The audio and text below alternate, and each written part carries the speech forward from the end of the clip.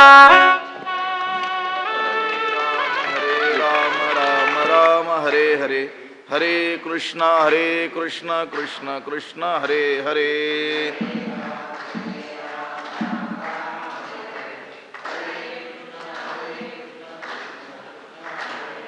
पुंडलीक वरदा हरी विठ्ठल श्री ज्ञानदेव तुकाराम. पंढरीनाथ भगवान की जय. माऊली ज्ञानेश्वर महाराज की जय.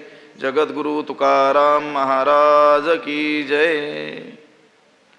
नादत्ते कस्यचित् पापं न चैव सुकृतं विभुः अज्ञानेनावृतं ज्ञानं तेन मुह्यन्ति जन्तवः. नमामि सद्गुरुं शान्तं सच्चिदानन्दविग्रहं पूर्णब्रह्मपरानन्दमीशमानन्दिवल्लभं. नमो सद्गुरु तुकया ज्ञानदीपा, नमो सद्गुरु सच्चिदानंदरूपा, नमो सद्गुरु भक्तकल्याणमूर्ती, नमो सद्गुरु भास्करा पूर्णकीर्ती. अखंडमंडलाकारं व्याप्तं येन चराचरं तत्पदं दर्शितं येन तस्मै श्री गुरवे नमः. जयांचे केलिया स्मरण होय सकळ विद्यांचे अधिकरण. तेची वंदू श्रीचरण श्री गुरूंचे ते नमस्कारोणी आता. नादत्ते कस्यचित् पापं न चैव सुकृतं विभुः अज्ञानेनावृतं ज्ञानं तेन मुह्यन्ति जन्तवः. ग्रंथराज श्री ज्ञानेश्वरीच्या 5व्या अध्यायाचा विचार आपण करतो आहोत आणि या 5व्या अध्यायातील 15व्या क्रमांकाचा हा श्लोक आहे. या श्लोकाचा अन्वय आणि अर्थ एकदा आपण पाहूयात. विभुः कस्यचित् पापं च सुकृत एव न आदत्ते ज्ञानम अज्ञानेन आवृतं तेन जन्तवः मुह्यन्ति. त्याचा अर्थ असा होतो, विभुः म्हणजे सर्वव्यापी असलेला जो आत्मा आहे, सर्वव्यापी असलेला जो ईश्वर आहे, तो कस्यचित म्हणजे कोणत्याही जीवाचं, कुणाचंही पापम पाप च म्हणजे आणि सुकृत एव पुण्य सुद्धा, पुण्यही न आदत्ते ग्रहण करत नाही, घेत नाही. तो सर्वव्यापी असलेला परमात्मा तो कोणाचंही पाप आणि कोणाचं पुण्य सुद्धा घेत नाही. ज्ञानम अज्ञानेन आवृतम, ज्ञान अज्ञानाने आवृत्त झालेलं आहे, ज्ञान अज्ञानानं झाकलेलं आहे. तेन त्या अज्ञानामुळे जंतवाः सर्व जीव मुह्यन्ति मोहित होतात, म्हणजे भगवंताच्या वास्तव स्वरूपाविषयी भ्रमात पडतात, त्यांना ते स्वरूप कळत नाही. विभुः सर्वव्यापी. आता जो आत्मा आहे, जो परमात्मा आहे, जो ईश्वर आहे, तो कसा आहे? सर्वव्यापक आहे, सर्वांतर्यामी तो आहे. तो कोणाचंही पाप आणि पुण्यही घेत नाही. मग काय झालं? जीवाच्या विवेकाला, जीवाच्या ज्ञानाला अज्ञानानं काय केलेलं आहे?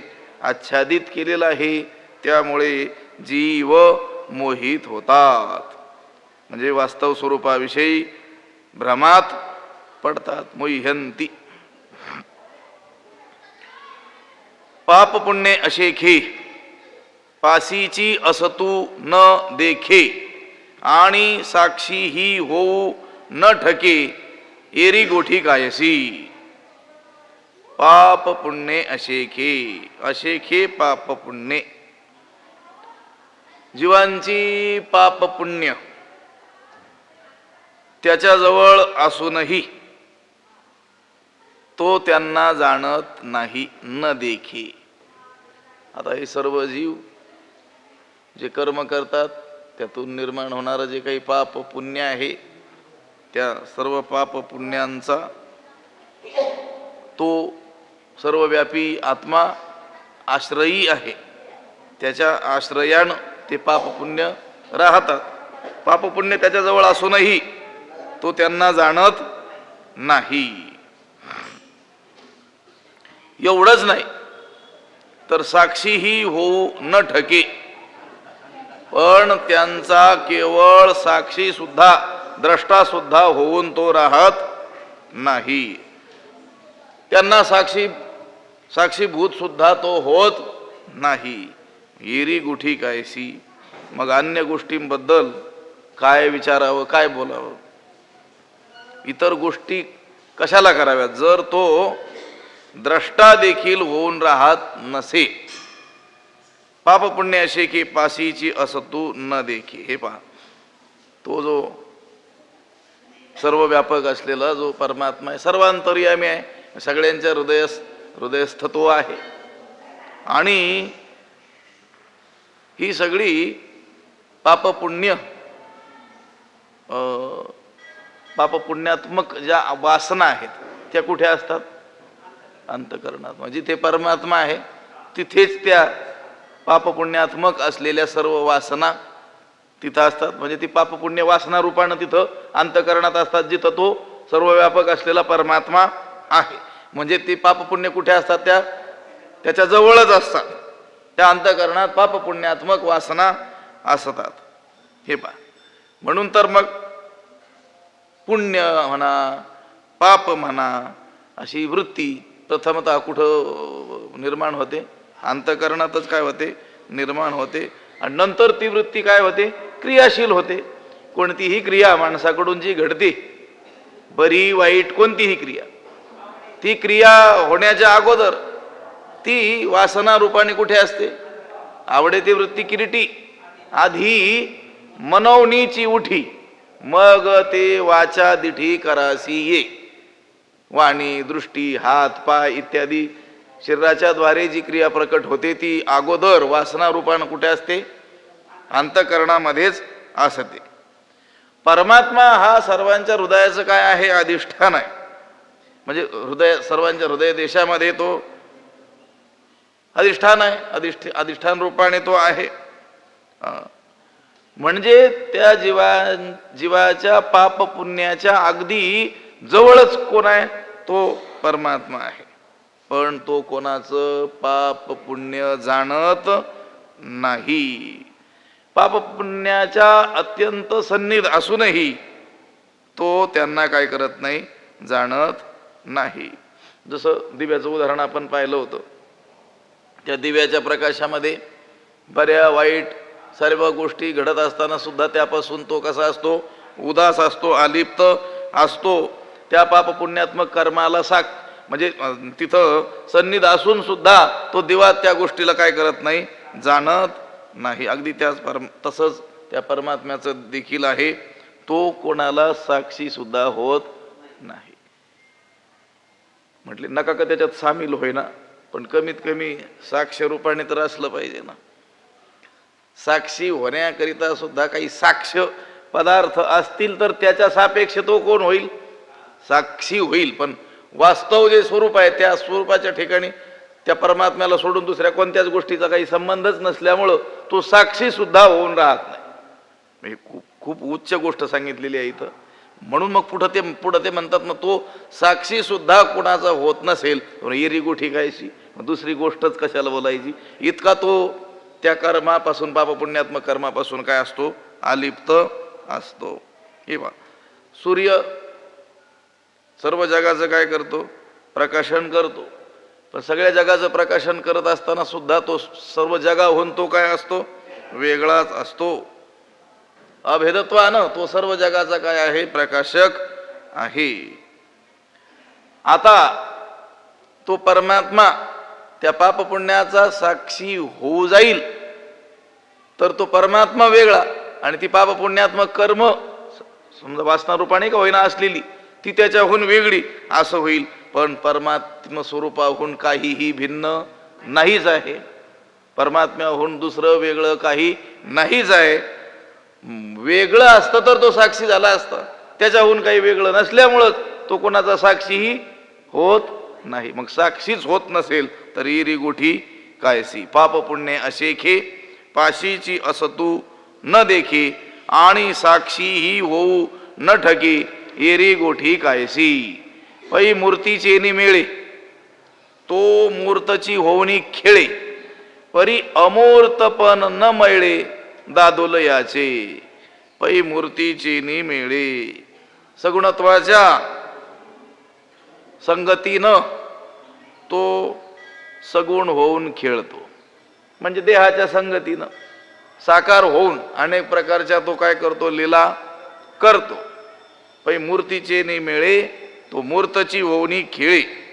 म्हणजे देहाची आधार घेऊन देहाचा आश्रय करून देहात येऊन सगुण रूप धारण करून तो खेळे. म्हणजे अनेक प्रकारच्या काय करतो, लीला करतो. मूर्तची होऊनी खेळे. पण असं जरी असलं परंतु अमूर्तपण न मळे दादोलयाचे. दादोलयाचे अमूर्तपण न मळे. तो दादोला तो सर्व समर्थ असलेला ईश्वर त्याचं अमूर्तपण म्हणजे पारमार्थिक जो निराकारपणा आहे न मळे मलिन होत नाही. सगुणत्वाच्या सांगतीपणानं तो सगुण होऊन खेळतो. पण त्या समर्थ असलेल्या त्या परमात्म्याच्या निर्गुणपणाला बाधा येत नाही. त्याचं निर्गुणत्व बिघडत नाही. तो निर्गुणाचा सगुण होत असला आणि सगुण होऊन नाना क्रीडा करत असला तरी देखील त्याच्या निराकारपणाला थोडा सुद्धा दोष येत नाही. परी अमूर्तपण न मळे दादुलयाचे. जे पै मूर्तीचे निमेळे तो मूर्तची होऊनी खेळे. हे पहा, आता तो परमात्मा जो आहे तो या सर्व आकाराच्या पलीकडचा तो आहे. जे आकाराचे पैल तीर म्हटलेले आकाराच्या पलीकडे तो आहे. जे नादाची पैल मेर तुर्येचे माझ घर परब्रह्म जे. हे परब्रह्म कसं आहे, त्या आकाराच्या ही काय आहे, पलीकडचा आहे. पण असा आकाराच्या पलीकडे असलेला निर्गुण निराकार असलेला अव्यक्त निराकार नाही ज्या आकार असा जो परमात्मा आहे तो सुद्धा धर्मरक्षणाकरिता भक्तांच्या रक्षणाकरिता काय करत असतो, अवतार घेत असतो. यदा यदा ही धर्मस्य ग्लानिर्भवती भारत अभ्युत्थानम धर्मस्य तदात्मानम सृजाम्यहम. तो काय करत असतो, अवताराला येत असतो. निर्गुण निराकार आकाराच्या पलीकडचा, परंतु तो भक्तरक्षणार्थ धर्मरक्षणार्थ काय करतो, अवतार घेत असतो. हे पहा, जगामध्ये व्यवहार करायचा असल्यामुळं समान सत्तेत साधक बाधक व्यवहार होतो. म्हणून त्याला सुद्धा काय करावं लागतं, जगासारखंच काय करावं लागतं, रूप धारण करावं लागत असतं. आता भक्तरक्षण दुष्टांचा संहार ही कामं करण्याकरिता त्याला त्या निर्गुण निराकार परमात्म्याला सुद्धा सगुण साकार होऊनच काय करावे लागते, क्रीडा करावी लागते. म्हणून भक्तासाठी तो व्यावहारिक सत्तेमध्ये येतो. म्हणजे मानवी रूप काय करतो, धारण करतो आणि भक्ता राखे पायापाशी दुर्जनाशी संहारी असं कार्य तो करतो. आता तो भगवंताचा जो विग्रह आहे तो पाप पुण्य रहित आहे. आपलं हे जे शरीर आहे आपलंही वास्तव स्वरूप निर्गुण निराकारच आहे. पण आपण याच्यात जे अडकलो हे कर्माचं फळ, पाप पुण्यात्मक कर्माचं फळ म्हणून हा देह काय झालेला आहे आपल्याला, आगा कर्मे जे उरावे तैतीही सुखदुःखी फळावे आणि तया ते भोगावया यावे देहा एका. म्हणजे आपल्याला प्राप्त झालेला हा देह त्या पाप पुण्य रूप कर्माचं काय आहे, फळ आहे. पण परमात्मा स्वेच्छेनं जे शरीर धारण करतो, जे एका विशिष्ट आकाराला येतो त्याचं ते शरीर हे पाप पुण्य रहित आहे. आणि पाप पुण्य रहित त्याचं हे शरीर हा विग्रह असल्यानं भक्तरक्षण दुर्जन संहार हे त्याचं कार्य जरी असलं आणि तो करत असला, भक्तांचं रक्षण करत असला, दुष्टांचा नाश करताना आपल्याला राक्षसांचा नाश करताना दिसत असला तरी देखील त्याच्या अमूर्तपणात काहीच बिघाड होत नाही. दिसतोय तर खरं, भक्तांचं रक्षण करताना दिसतोय, दुर्जनांचा संहार करताना दिसतोय, सगळं करताना दिसतोय. पण हे सगळं करत असून देखील त्याचं निर्गुणपण ते तसंच अबाधित आहे. म्हणून पै मूर्तीचे निमेळे तो मूर्तची होऊनी खेळे. आता मूर्त होऊन खेळायचं म्हटल्यानंतर त्याला मूर्त रूपात यावंच लागेल ना.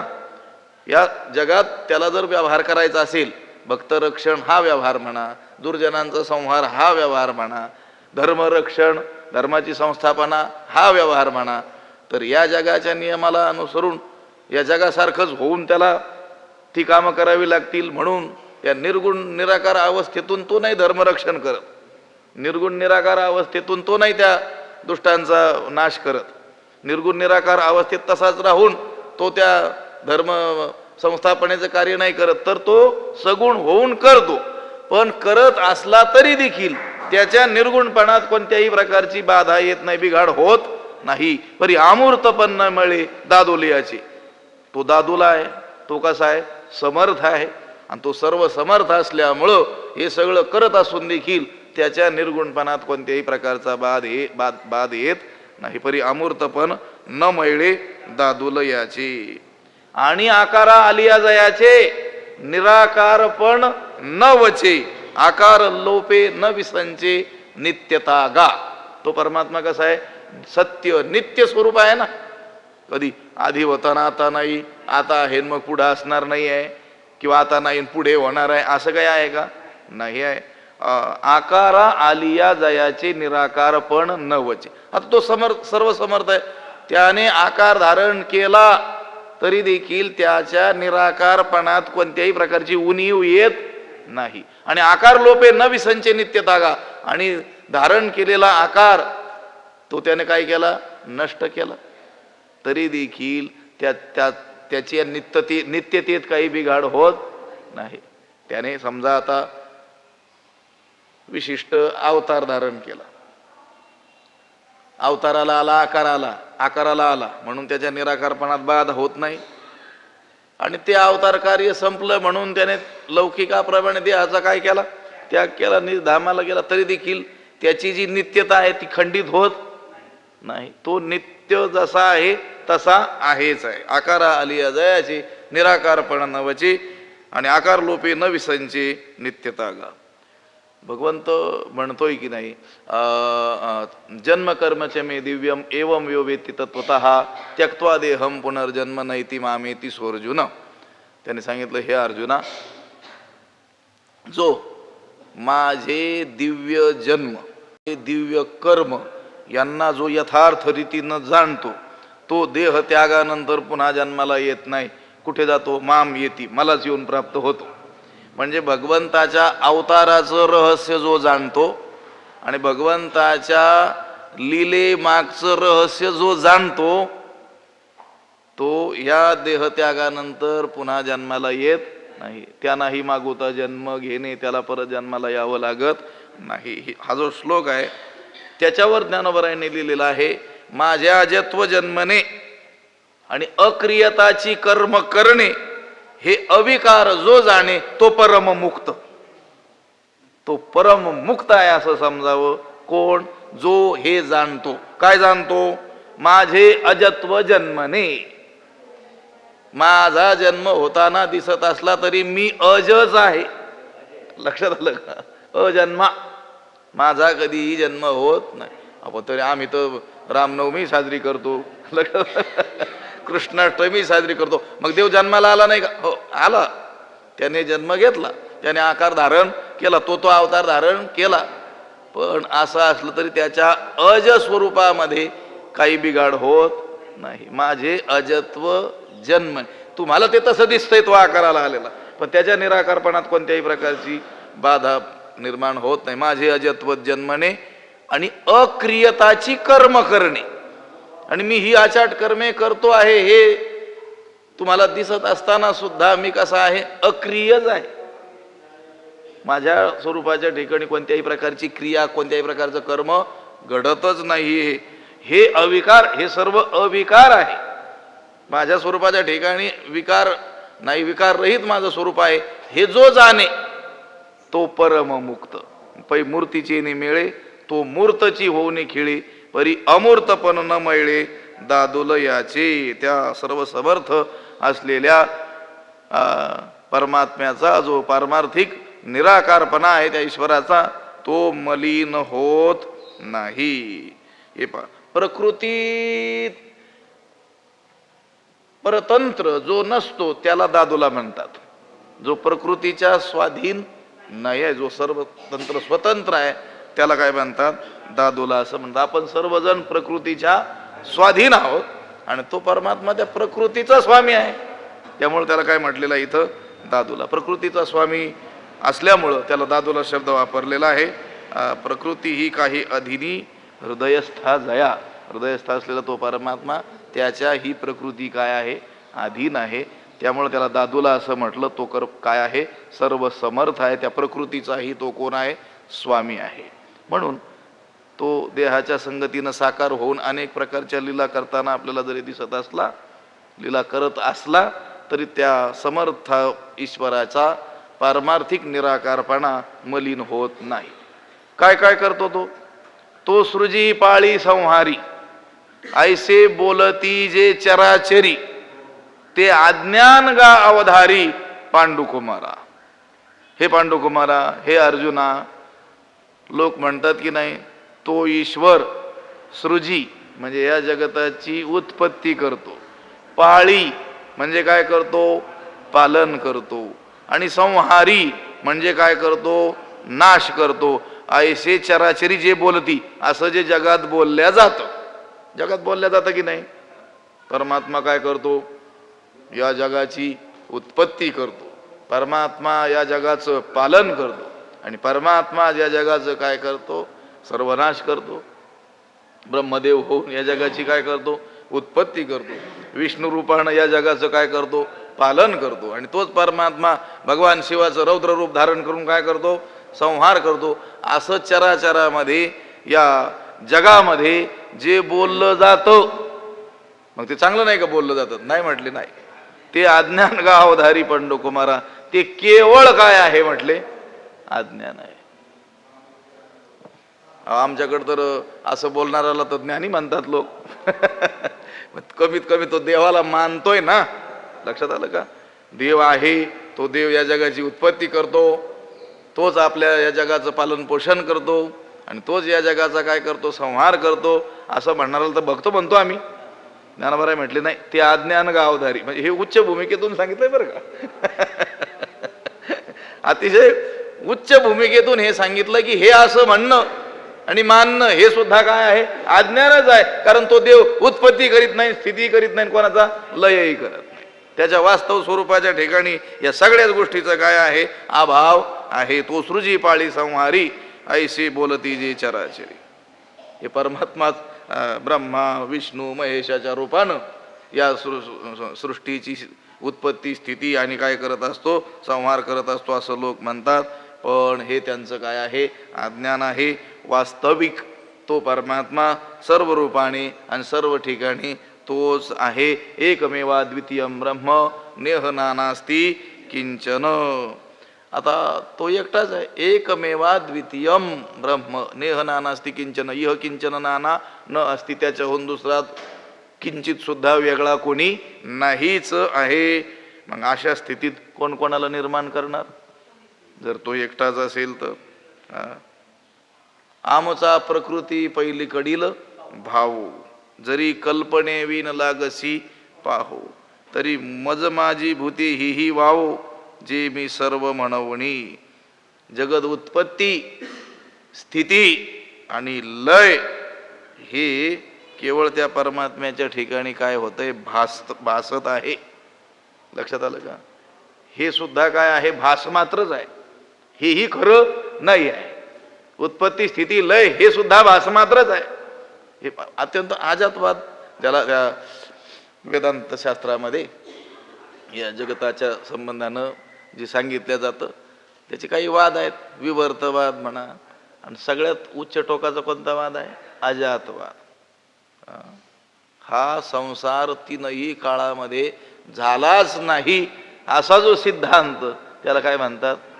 अजातवाद. एखादा म्हटलं अहो असं कसं, हे तर आम्हाला दिसतंय, मग त्याच्यासाठी सांगावं लागतं रज्जू सर्पाकार बासी येले जगडंब.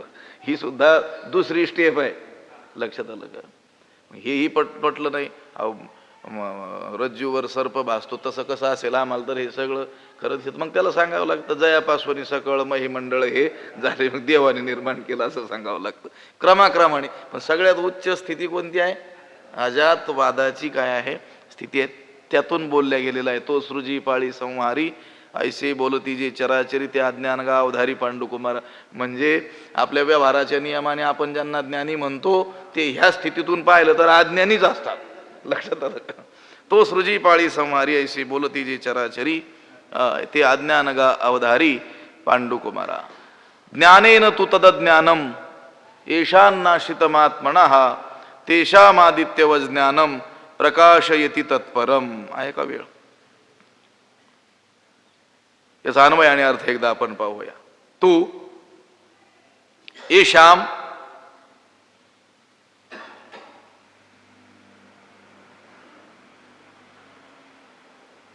तत् आत्मनः अज्ञानम ज्ञानेन नाशितम तेषाम ज्ञानम आदित्यवत तत्परम प्रकाशयति. या श्लोकाचा अर्थ असा होईल, तू तू म्हणजे परंतु, येषाम तत् आत्मनः अज्ञानम, ज्यांच्या अंतकरणामधील अज्ञान, ज्यांचं